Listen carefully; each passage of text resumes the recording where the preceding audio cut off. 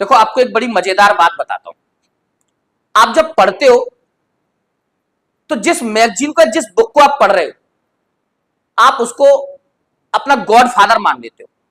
आपको लगता है कि उस बुक के अंदर या उस मैगजीन के अंदर जो कुछ भी लिखा हुआ है वो सब सही है, जबकि सच्चाई यह है कि उस मैगजीन में बस जो राइटर है उसने अपना व्यू लिखा हुआ है, लेकिन आप उसको एकदम सही मान लेते हो। जरूरी नहीं है कि वो सही हो।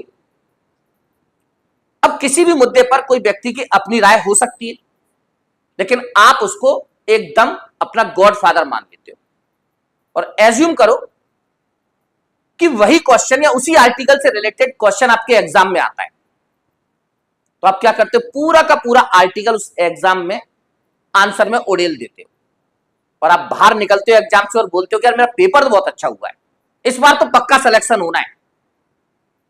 लेकिन पता चलता है इंटरव्यू की कॉल भी नहीं आती।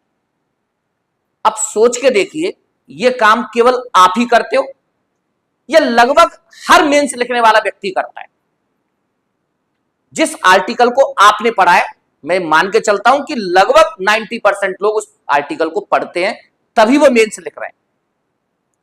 अब होता यह है कि आपकी कॉपी जब एग्जामिनर के पास पहुंची तो एग्जामिनर ने देखा बच्चे ने लिखा तो बहुत अच्छा है।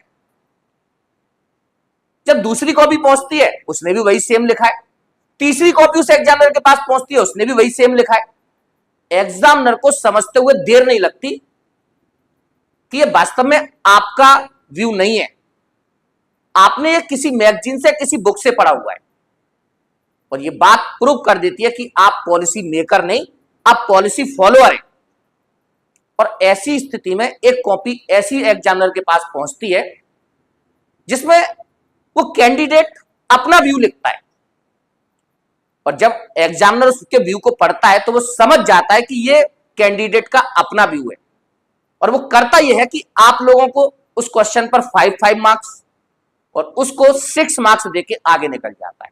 और रिजल्ट ये होता है कि जिसको 6 मार्क्स मिलते हैं उसकी कॉल आ जाती है इंटरव्यू की, और जिसको 5 मार्क्स मिल रहे हैं वो बाहर हो जाता है एग्जाम।